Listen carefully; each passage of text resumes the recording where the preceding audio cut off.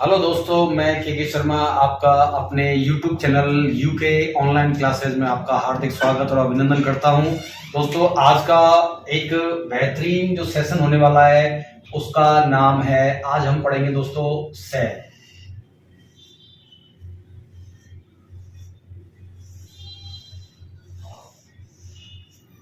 दोस्तों, सेल कोशिका। दोस्तों, जैसे कोई भी छोटा मकान हो या बड़ा मकान हो, उसका निर्माण असंख्य ईंट और पत्थरों से मिलकर होता है। ऐसे ही प्रत्येक जीव के शरीर का निर्माण भी किससे मिलकर होता है दोस्तों? कोशिका। बिना कोशिका के बेटा जीव के शरीर का कोई भी निर्माण नहीं हो सकता। तो आज का इस टॉपिक का नाम है सेल, जिसे हिंदी में कहते हैं दोस्तों कोशिका।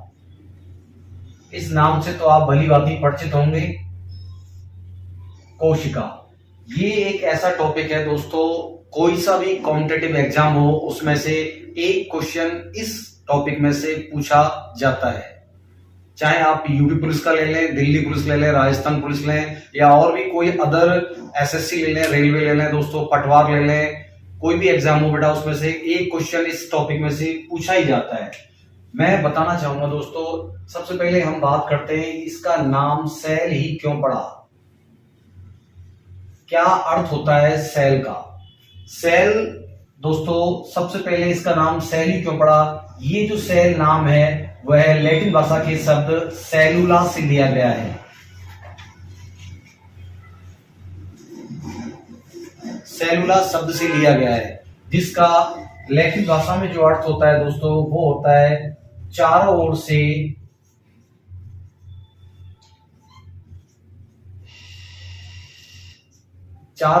घिरी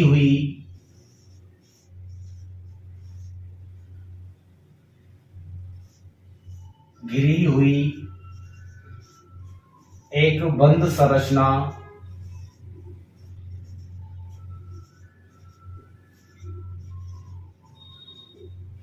संरचना जिसे कक्ष या कमरा कहते हैं।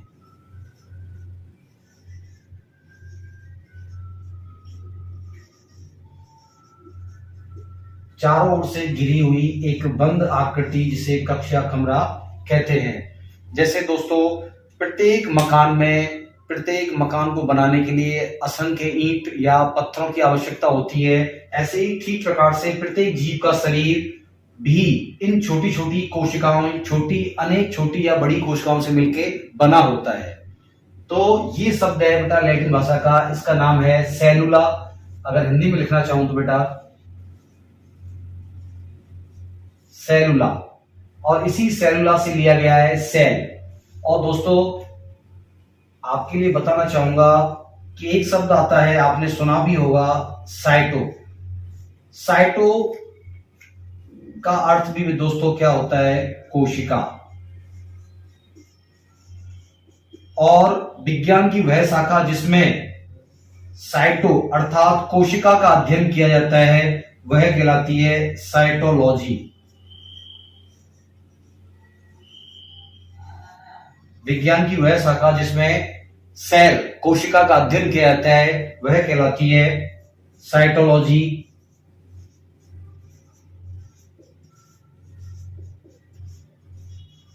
साइटोलॉजी। आपसे किसी तरह से क्वेश्चन पूछ सकता है, साइटोलॉजी में किसका अध्ययन होता है या कोशिकाओं का अध्ययन करने वाली विज्ञान की शाखा कहलाती है? तो याद रखना है दोस्तों, साइटोलॉजी।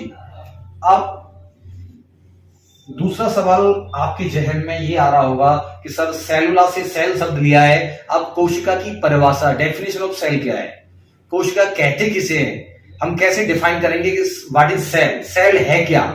तो दोस्तों, मैं आपसे बताना चाहूंगा, कोशिका की परिभाषा है जीव की सबसे छोटी संरचनात्मक और क्रियात्मक इकाई।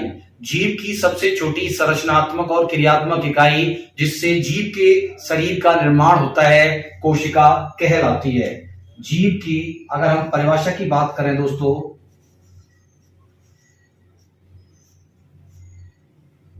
जीव की सबसे छोटी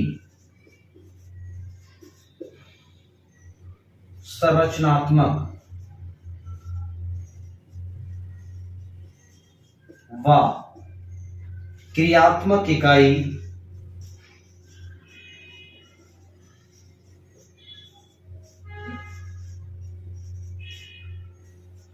कोशिका कहलाती है।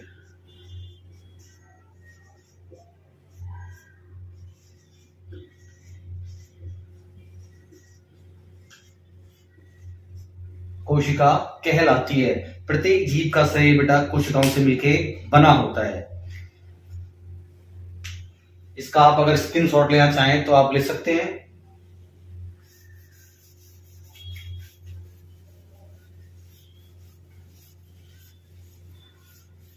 ये तो मैंने बात की सेल शब्द के बारे में और कोशिका की परिभाषा के बारे में।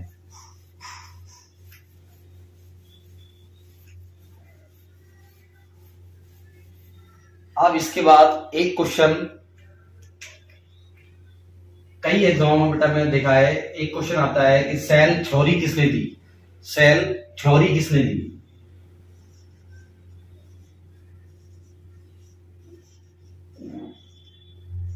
कोशिकीय सिद्धांत की अगर हम बात करें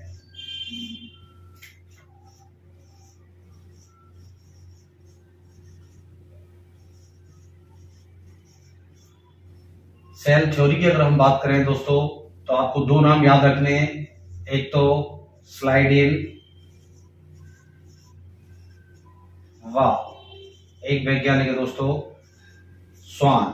स्लाइडेन और स्वान ने 1838, 1838 और 39 में कोशिकीय सिद्धांत प्रतिपादित किया था। Cell theory given by Schleiden and Schwann in 1838 and 39।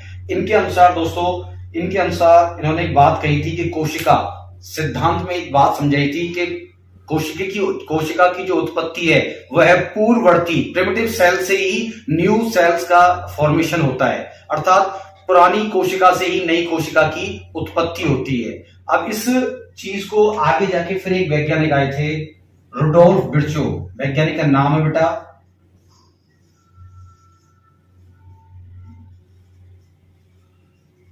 Rudolf Virchow. सन 1858 के अंदर रुडोल्फ विर्चो और एक दूसरे वैज्ञानिक थे नगेली। नगेली ने भी दोस्तों इस कोशिकीय सिद्धांत में कुछ अपने मत प्रस्तुत किए। इन्होंने भी यही बात कही कि पुरानी कोशिका से ही नई कोशिका की उत्पत्ति होती है या पूर्ववर्ती कोशिका से ही नई कोशिका का निर्माण होता है। दोस्तों आपके लिए बेहतरीन क्वेश्चन देना चाहूंगा कि कोशिकीय सिद्धांत का अपवाद क्या है। दोस्तों नया क्वेश्चन है, ध्यान से समझना।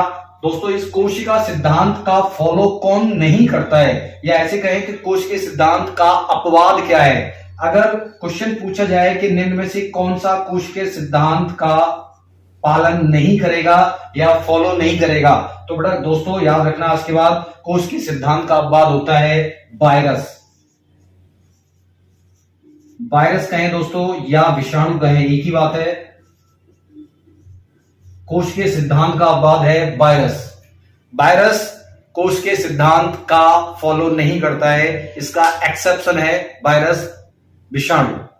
ठीक है दोस्तों, आप ये तो बात हुई कोशिकीय सिद्धांत। आपको ये सन याद रखना है, वैज्ञानिकों के नाम याद रखने हैं। दोस्तों सीधा सीधा क्वेश्चन आता है कि कोशिकीय सिद्धांत से संबंधित वैज्ञानिक हैं, तो दोस्तों आपको स्लाइडेन व स्वान 1838-39 में इन्होंने कोशिकीय सिद्धांत प्रतिपादित किया। फिर इनके बाद जो वैज्ञानिक आए वो थे रुडोल्फ विर्चो और नगेली। इन्होंने भी बात क्या थी, अपने मत में क्या प्रस्तुत किया कि नई कोशिका की उत्पत्ति, नई कोशिका का निर्माण कहें, नई कोशिका का निर्माण पूर्ववर्ती कोशिका से होता है,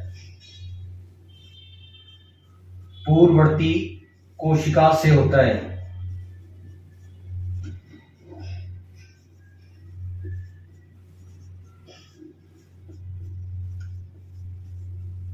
ये स्टेटमेंट आपको याद रखना है कोशिकीय सिद्धांत को लेकर।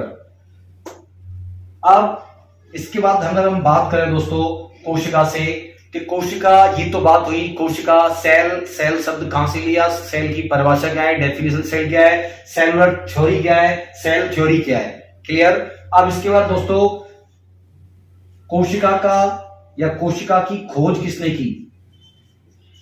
अगर हम खोज को लेकर बात करें, कोशिका की खोज, ये कोशिका की खोज किसने की, ये क्वेश्चन भी कई एग्जाम में देखा गया है कि कोशिका, डिस्कवरी ऑफ सेल, कोशिका की खोज किसने की। तो दोस्तों एक वैज्ञानिक का नाम याद रखना, रॉबर्ट हुक। रॉबर्ट हुक 1665 में दोस्तों रॉबर्ट हुक नामक एक वैज्ञानिक ने, जिसने इस कोशिका को, किस कोशिका को, बेटा डेड सेल, मृत कोशिका को खोजा। इसने कॉर्क के अंदर, जो कॉर्क होता है, बोतल का जो कॉर्क होता है, कॉर्क समझते हो दोस्तों, बोतल के ऊपर जो ढाक लगी रहती है, उसके अंदर जो डेड सेल्स होती हैं, उस समय बेटा माइक्रोस्कोप, इन्होंने खुद अपना माइक्रोस्कोप बनाया, स्वयं का बनाया हुआ जो सूक्ष्मदर्शी था, उसमें इतना वो है मॉडिफाई नहीं था, तो ये अपना जो सेल थी उसको क्लियर नहीं देख पाए थे। कॉर्क के अंदर मृत रूप में दोस्तों क्वेश्चन पूछा गया है कि रॉबर्ट हुक ने कैसी कोशिका खोजी, मृत कोशिका, dead cells, dead cell discovered by Robert Hooke in 1665। याद रखना दोस्तों, मृत रूप में खोजा।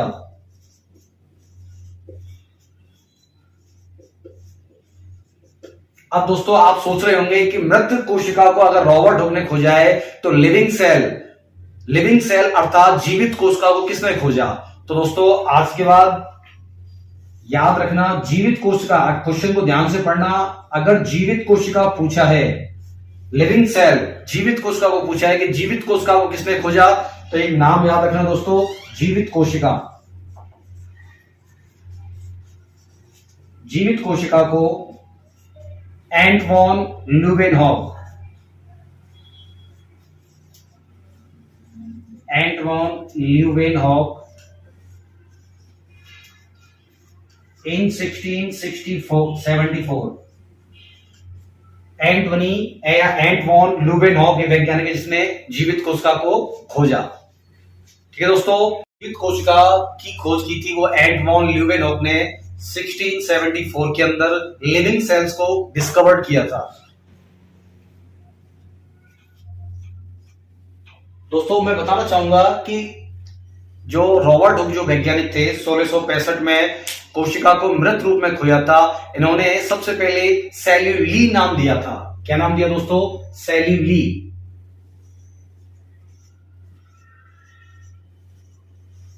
सेल्यूली नाम दिया, जो आगे जाके सेल कहलाया। आगे जाके दोस्तों सेल नाम सेल्यूली से ही बना था।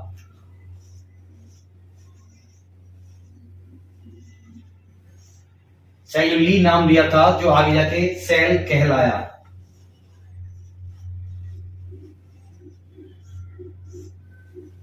क्लियर। अब दोस्तों ये तो बात हुई कि कोशिका की खोज किसने की, मृत कोशिका की खोज किसने की और जीवित कोशिका की खोज किसने की। आगे कई कॉम्पिटिटिव एग्जाम में क्वेश्चन देखा गया है, क्वेश्चन आता है दोस्तों कि संसार की सबसे बड़ी कोशिका कौन सी है, which is the largest cell in whole world. संसार की सबसे बड़ी कोशिका कौन सी है। सीधे सीधे क्वेश्चन पूछे जाते हैं दोस्तों।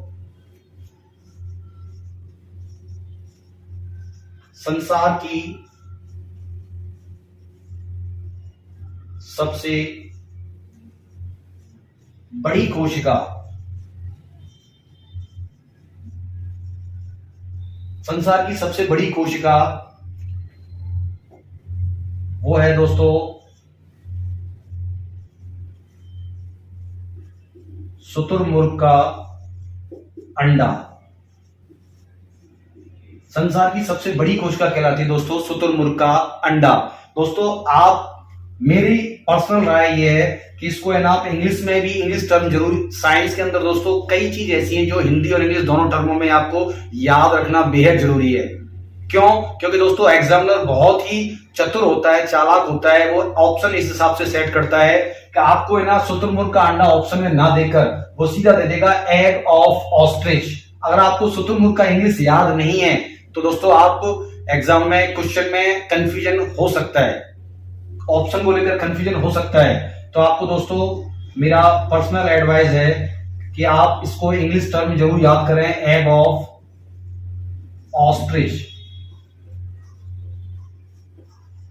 Egg of ostrich, largest cell in whole world, संसार की सबसे बड़ी कोशिका है शुतुरमुर्ग का अंडा। दूसरा क्वेश्चन पूछा जाता है दोस्तों,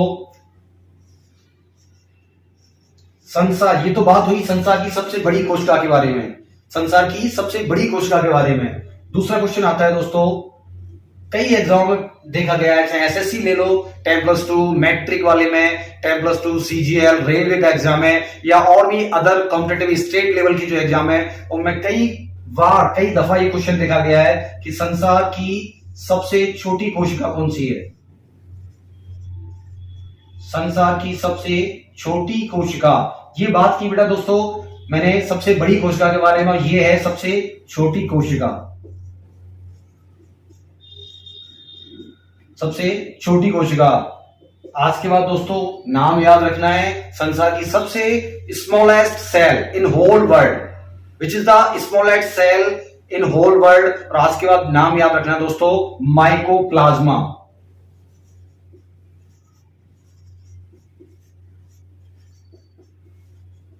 माइकोप्लाज्मा संसार की सबसे छोटी कोशिका है। एग्जामिनर दोस्तों बेहद चतुर और चालाक होता है, आजकल ये ट्रेंड क्या है उसने चेंज कर दिया है। वो ऑप्शन में ना आपको माइकोप्लाज्मा ना देकर इसका ही दूसरा नाम होता है दोस्तों, याद रखना, बेहतरीन क्वेश्चन दे रहा हूं आपको। माइकोप्लाज्मा का ही दूसरा नाम होता है दोस्तों PPLO. PPLO exam SSC CGL के अंदर एक क्वेश्चन पूछा गया, सीधा सीधा, बहुत ही आसान क्वेश्चन था, संसार की सबसे छोटी कोशिका। लेकिन दोस्तों एग्जामिनर ने ऑप्शन में माइकोप्लाज्मा, और एग्जामिनर ऑप्शन इस प्रकार सेट करता है बेटा कि वो आपसे जानबूझकर गलती करवाएगा, और वो आपको देखना चाहता है कि आपने पूरा कॉन्सेप्ट आपको क्लियर है या नहीं है। उसने ऑप्शन में माइकोप्लाज्मा ना दिया, ऑप्शन में माइक्रोप्लाज्मा नहीं दिया, और उसने इसका ही दूसरा नाम होता है पीपीएलओ। मुझे समझ पा रहे हैं, इसका ही दूसरा नाम होता है बेटा पीपीएलओ। पीपीएलओ माइक्रोप्लाज्मा का ही दूसरा नाम होता है, ये ऑप्शन में दे रखा था। अगर आपको ये याद नहीं है तो आप इस क्वेश्चन को या तो छोड़ोगे या गलत करके आओगे। क्लियर दोस्तों, इसका ही एक तीसरा नाम होता है एमएलओ। पीपीएलओ का अगर फुल फॉर्म जानना चाहते हो आप तो प्सूडोनिमोनिक लाइक ऑर्गेनिज्म, स्यूडोनिमोनिक लाइक ऑर्गेनिज्म। अगर एमएलओ का पूरा नाम जानना चाहते हो तो mycoplasma like organism, mycoplasma like organism MLO का पूरा नाम है। या दोस्तों इसका एक नाम और होता है, इसे दोस्तों ये एक सबसे छोटी कोशिका होती है, इसका एक नाम और होता है, इसको जोकर ऑफ प्लांट किंगडम भी कहते हैं, जोकर ऑफ प्लांट किंगडम।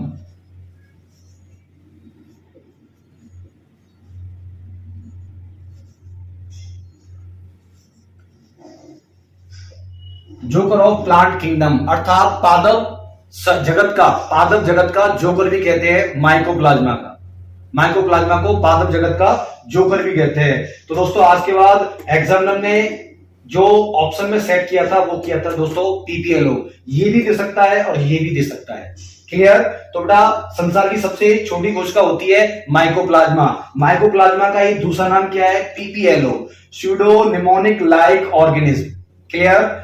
तीसरा नाम होता है बेटा माइकोप्लाज्मा लाइक ऑर्गेनिज्म, और इसका ही एक अलग से एक नाम होता है, इसका निकनेम होता है जोकर ऑफ प्लांट किंगडम अर्थात पादप जगत का जोकर। किसे कहते हैं? माइकोप्लाज्मा को।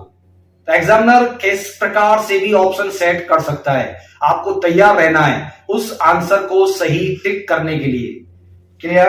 तो दोस्तों मैंने बात की संसार की सबसे बड़ी कोशिका कौन सी है, शुतुरमुर्ग का अंडा। मैं बार बार कह रहा हूं, आप साइंस के अंदर चाहे वो बायो पढ़े, चाहे वो फिजिक्स पढ़े या केमिस्ट्री पढ़े, आपको इंग्लिश टर्म याद करना बेहद जरूरी है।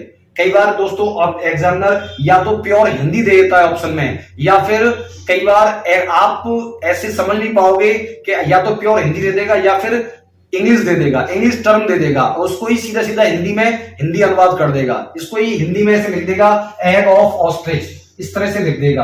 आप कहोगे सर शुतुरमुर्ग, ऑस्ट्रिच को शुतुरमुर्ग कहते हैं, तो ऑप्शन में यदि हिंदी में भी लिखा आएगा। दोस्तों कई बार एग्जामिनर ये तो इंग्लिश दे दिया और इसका ही ऐसे दे देगा एग ऑफ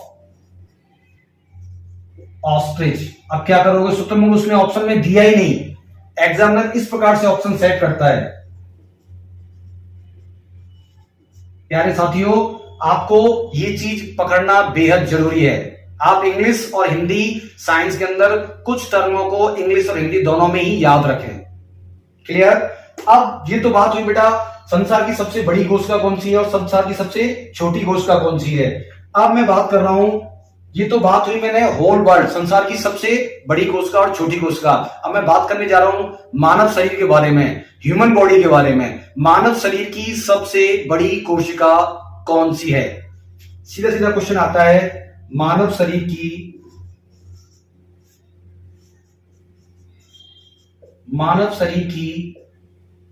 सबसे बड़ी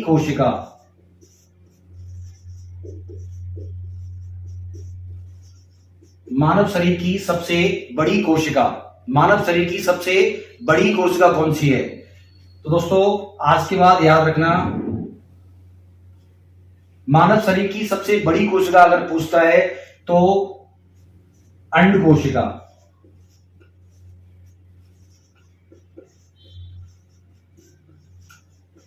मानव शरीर की सबसे बड़ी कोशिका होती है दोस्तों अंड कोशिका, एग सेल।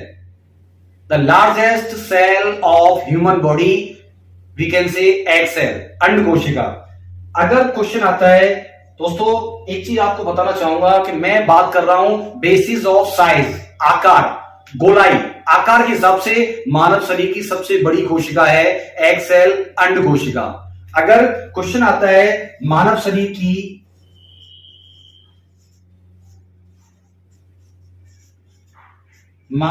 की सबसे छोटी कोशिका कौन सी है? आरपीसी एलडीसी में क्वेश्चन पूछा गया था ये, और उसने दोस्तों ऑप्शन किस प्रकार से सेट किए मैं आपसे अभी बताऊंगा। आपको अभी सबसे छोटी कोशिका है,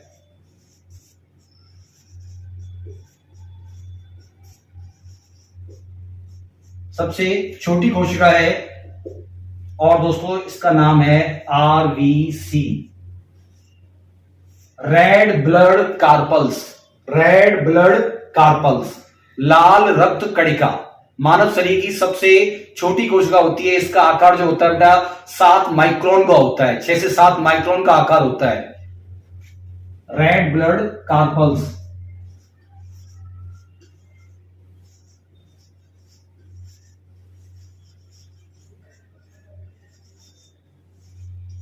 लाल रक्त कणिका मानव शरीर की सबसे छोटी कोशिका। एक्सेल ये एक अंडा है,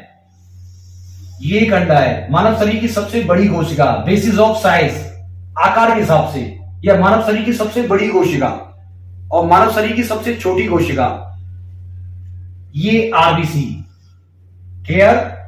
अगर दोस्तों यही क्वेश्चन ऐसे पूछता है कि मानव शरीर की सबसे लंबी कोशिका कौन सी है, सबसे लंबी बेसिस ऑफ लेंथ, लंबाई के हिसाब से, दोस्तों ये 6 जो पॉइंट मैं आपको बताने जा रहा हूं, ये बेटा 6 क्वेश्चन अलग अलग तरीके से पूछे गए हैं एग्जाम के अंदर। आपको याद रखना है संसार की सबसे बड़ी कोशिका शुतुरमुर्ग का अंडा, एग ऑफ ऑस्ट्रिच। क्लियर? अब बेटा संसार की सबसे छोटी कोशिका माइकोप्लाज्मा, जिसका दूसरा नाम पीपीएलओ, तीसरा नाम एमएलओ, या इसको जोकोरा प्लांट किंगडम भी कहते हैं। अगर मनुष्य की स्पेशली बात करता है कि मानव शरीर की सबसे बड़ी कोशिका कौन सी है, तो आपको बेटा आंसर देना है अंड कोशिका, एग सेल, फीमेल के अंदर पाई जाती है। मैं समझता हूं कि आप इतना तो जानते होंगे बेटा, ये फीमेल में होती है। फीमेल बोले तो बेटा मादाओं में होती है। मानव शरीर की सबसे बड़ी कोशिका एग सेल, अंड कोशिका, फीमेल में उपस्थित होती है। और यही बात करें मानव शरीर की सबसे छोटी कोशिका RBC, red blood carpals. Clear? अब अगर क्वेश्चन आता है बेटा कि मानव शरीर की सबसे लंबी कोशिका कौन सी है,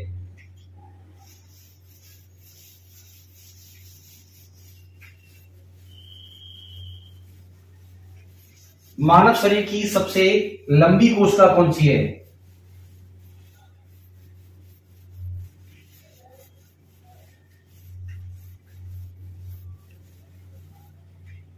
मानव शरीर की सबसे लंबी कोशिका कौन सी है? Basis of length.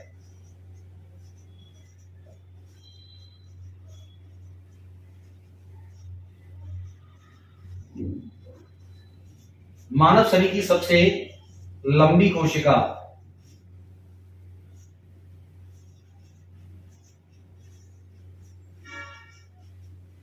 दोस्तों आंसर जाएगा न्यूरॉन। सॉरी बेटा, आंसर जाएगा बेटा न्यूरॉन। न्यूरॉन जिसको बेटा हिंदी में कहते हैं तंत्रिका कोशिका। न्यूरॉन तंत्रिका कोशिका जो कहां उपस्थित होती है बेटा? ये पाई जाती है मस्तिष्क में। किसके मस्तिष्क में? मनुष्य के मस्तिष्क में। ब्रेन के अंदर मस्तिष्क में न्यूरॉन होते हैं तंत्रिका कोशिका, जो मानव शरीर की सबसे लंबी कोशिका कहलाती है। क्लियर दोस्तों? 6 क्वेश्चनों को अच्छी तरह से याद कर लेना, अच्छी तरह से पढ़ लेना। इनमें से क्वेश्चन पूछे जाते हैं और 6 के आंसर पहले सही ढंग से क्वेश्चन पढ़ना, उसके बाद आंसर टिक करना। ऐसे अगर पूछता है कि मानव शरीर की सबसे छोटी कोशिका, अगर ऑप्शन में आरबीसी नहीं है, मानव शरीर की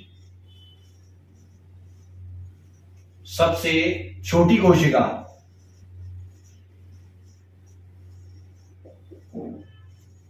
मानव शरीर की सबसे छोटी कोशिका, तो बेटा याद रखना स्पर्म, शुक्राणु। मानव शरीर की सबसे छोटी कोशिका होती है स्पर्म, शुक्राणु। अब बेटा मैं समझता हूं स्पर्म किस में मिलते हैं, सभी जानते होंगे, मेल में। नर के अंदर स्पर्म पाए जाते हैं। जो हमारी जननिक कोशिकाएं होती हैं उनसे स्पर्मेटोजेनेसिस क्रिया द्वारा स्पर्म का निर्माण होता है। अगर आप डायग्राम देखना चाहते हैं,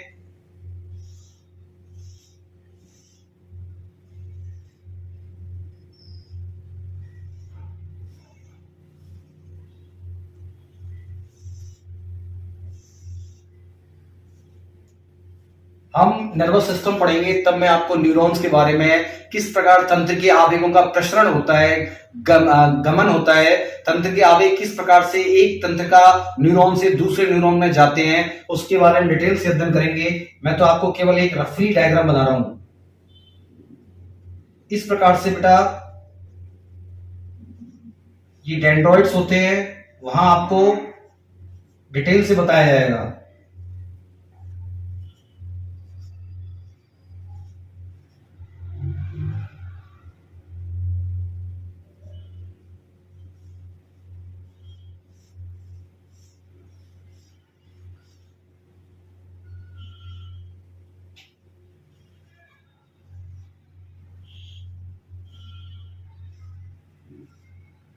ये माइलिन अक्षत का सीट होती है।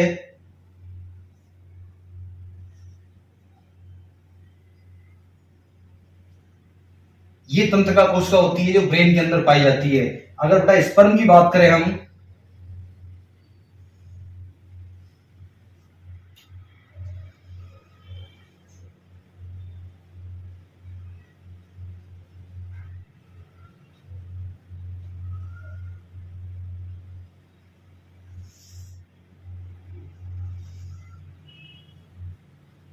स्पर्म की अगर बात करें दोस्तों, आगे जब फर्टिलाइजेशन पढ़ेंगे, रिप्रोडक्शन सिस्टम पढ़ेंगे, उसमें आपको डिटेल से समझाऊंगा। अभी तो केवल आप हल्का सा रफली डायग्राम देख लें बेटा।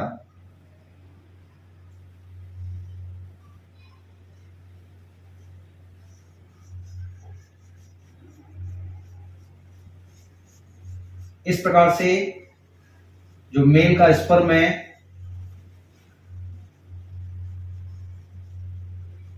ये न्यूक्लियस होता है दोस्तों। ये उभरी हुई संरचना होती है, वो कहलाती है बेटा एक्ट्रोसोम। ये होता है बेटा न्यूक्लियस होता है।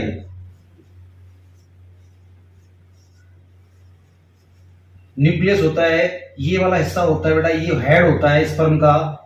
आगे हम डिटेल से चर्चा करेंगे इसके बारे में। यहां पर बेटा समीपस्थ तारक केंद्रक होती हैं, दूरस्थ तारक केंद्रक होते हैं।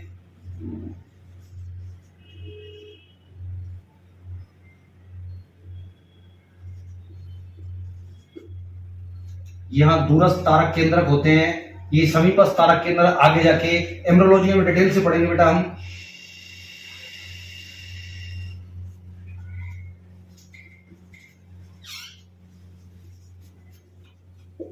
क्लियर? ये वाला हिस्सा बेटा मध्य भाग मिड पार्ट होता है। क्लियर? ये वाला हिस्सा बेटा टेल होती है, जो शुक्राणु को गमन करने में सहायता करती है। ये माइलिन आक्षर, यहां पर बेटा नेवन कर्ण की सील होती है, माइटोकॉन्ड्रिया में गुच्छा होता है, इसको नेवन कर्ण बोला जाता है। ये क्वेश्चन पूछा गया है। क्लियर? आप तो केवल इतना याद रखें, मानव शरीर की सबसे लंबी कोशिका आती है न्यूरॉन तंत्रिका कोशिका, इस तरह से होती है बेटा तंत्रिका कोशिका। क्लियर? अगर क्वेश्चन आता है मानव शरीर की सबसे छोटी कोशिका स्पर्म शुक्राणु, मैं समझता हूं ये तो आप जानते होंगे मेल में होते हैं बेटा। क्लियर? जो हमारे टेस्टिस होते हैं वहां शुक्राणुओं का निर्माण किया जाता है। ये ब्रेन में होती है। जब हम न्यूरॉन सिस्टम पढ़ेंगे तो इसके बारे में डिटेल से अध्ययन करेंगे। और बेटा जब एम्ब्रियोलॉजी पढ़ेंगे या फिर रिप्रोडक्टिव सिस्टम पढ़ेंगे, स्पर्म के बारे में अध्ययन करेंगे। दोस्तों आज की क्लास मेरी कैसी लगी? अगर अच्छी लगी हो तो दोस्तों मैं चाहूंगा आप अपने दोस्तों में शेयर करें, कमेंट करें और मुझे बताएं कि आज के लिए क्लास मेरा आज का सेशन कैसा रहा। दोस्तों आज के लिए इतना ही बहुत है।